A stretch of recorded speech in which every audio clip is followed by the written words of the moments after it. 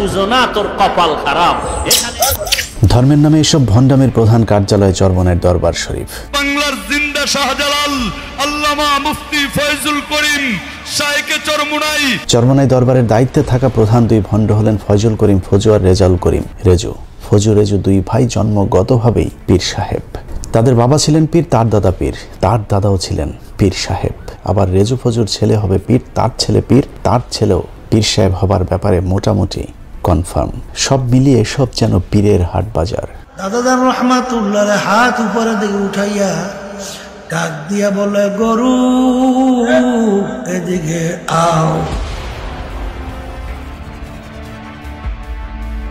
ডাকের সঙ্গে সঙ্গে গরু তার রশি ছিঁড়া দৌড় দিয়ে আসে দাদাদারের সামনে এসে,